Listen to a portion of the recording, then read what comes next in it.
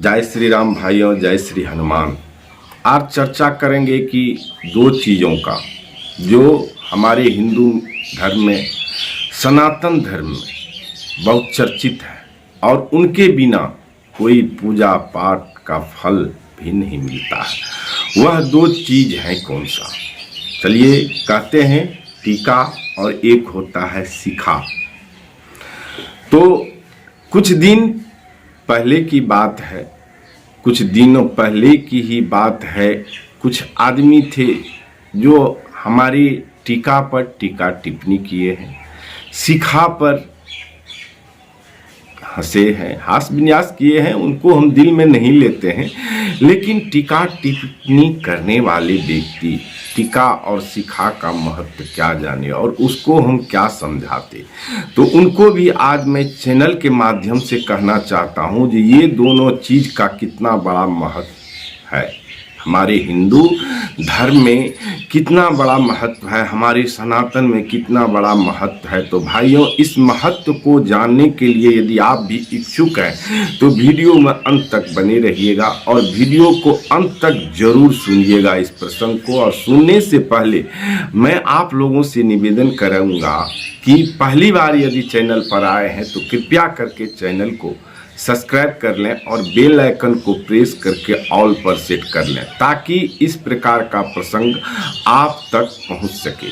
और bell icon को press करके ऑल पर सेट करते ही जय श्री राम का नाम अवश्य अपने पवित्र हाथों से लिखिएगा, क्योंकि प्रभु श्री राम का जो नाम है वह लिखने से आपका हाथ तो पवित्र होता ही है। हाथ से लिखा हुआ अक्षरों को यदि आंख देखता है तो आंख भी पवित्र होता है, और आंख से देख करके यदि वाणी रूप में आप उस शब्द को निकालते हैं तो मुंह पवित्र होता है, और मुंह से निकला हुआ उस वाणी रूपी शब्द को, श्री राम के नाम को यदि कान सुनता है तो कान भी पवित्र हो जाता है। इसलिए लिख दीजिए जल्दी से फटाफट जय श्री राम, जिससे प्रभु करे आप सबों का कल्याण।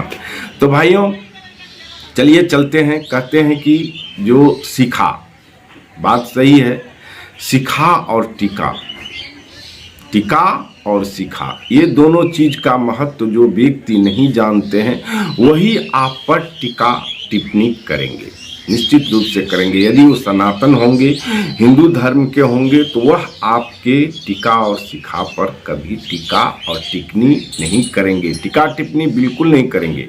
जो नहीं जानते हैं वो ज़्यादा टीका टिप्पणी करते हैं, और वही टीका टिप्पणी में हो सकता है उसको प्रभु की कृपा से ज्ञान भी मिल जाता है। ऐसा नहीं है जो वह बुरे लोग हैं, वह बुरे लोग नहीं है।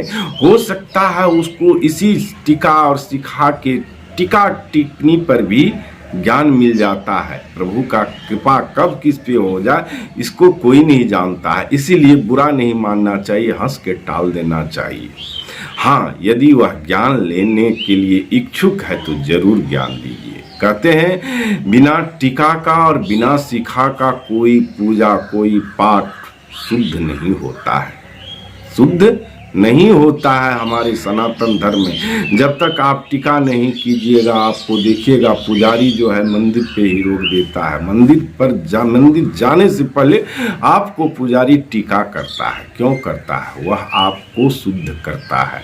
बदले में आप कोई व्यक्ति उनको 5 रुपया दे देता है, कोई 2 रुपया, कोई 1 रुपया, लेकिन वह रुपया के लिए करे न करे लेकिन आपका भलाई कर देता है, टीका जरूर कर देता है वो आपको। इसीलिए मंदिर के आगे में टीका कर देते हैं। और टीका का मंत्र होता है भाइयों, टीका का यदि मंत्र नहीं जानते हैं तो इस चैनल पर जान लीजिए। टीका का मंत्र है, ये चंदन है, चंदने बंद देते पापं नित्यं पवित्रं पाप नाशनम आपदं हरते नित्यं लक्ष्मी वसतु सर्वदा।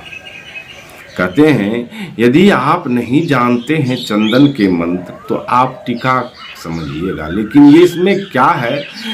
चंदने बंदियेते पापं नित्यं पवित्रं पाप नाशनम, पाप को नाश करने देता है ये चंदन। नित्यं पवित्रं पाप नाशनम आपदं हरते नित्यं लक्ष्मी वसतु सर्वदा।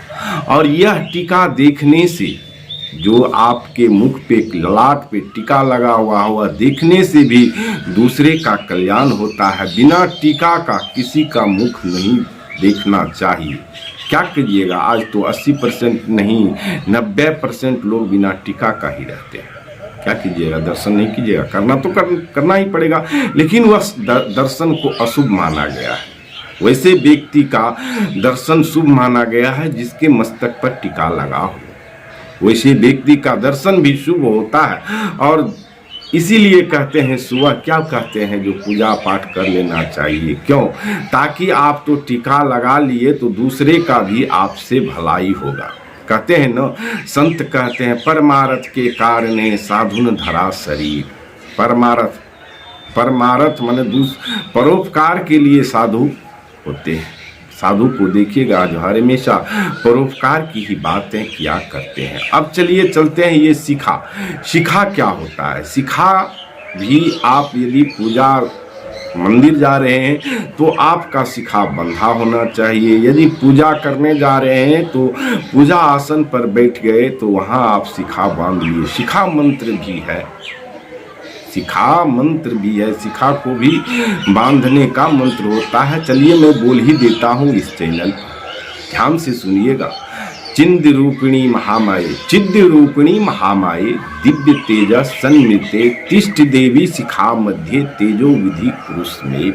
यानी पूजा से पहले ये 2 क्रिया कर लेना चाहिए, शिखा और टीका। पहले शिखा उसके बाद टीका, दोनों। क्योंकि पीछे में शिखा है तो पहले शिखा बांधिए, आगे में टीका है तो टीका कीजिए, तब मंदिर जाइए, तब पूजा पाठ करिए। उस पूजा पाठ का फल आपको जरूर मिलेगा। और इस मंत्र के द्वारा यदि आप इस मंत्र को रट लिए, यदि इस मंत्र को ग्रहण कर लिए, तो शिखा और टीका का महत्व अवश्य समझिएगा। और शिखा और टीका का सनातन धर्म में, हिंदू धर्म में बहुत बड़ा महत्व है। जो नहीं समझता है उसके लिए तो कुछ नहीं है। कहते हैं मानो तो देव नहीं तो पत्थर। भाइयों ध्यान से सुनिएगा, और अंत तक सुनने वाले को मैं धन्यवाद जरूर प्रकट करूंगा। और यदि आप अंत तक सुने हैं तो जय श्री राम जरूर लिखिएगा, और कुछ आंशिक शब्द जरूर बताइएगा अंत का हो सके तो। चलिए वीडियो को यहीं पे, इस प्रसंग को यहीं पे समाप्त करता हूं। अभी तक यदि चैनल को सब्सक्राइब नहीं किए हैं तो सब्सक्राइब कर लीजिए, और कमेंट में जय श्री राम जरूर लिखिए, जिससे प्रभु श्री राम आप सबों का मंगल करे। श्री हनुमान जी कष्ट हरे। जय जय श्री राम, जय जय सीताराम।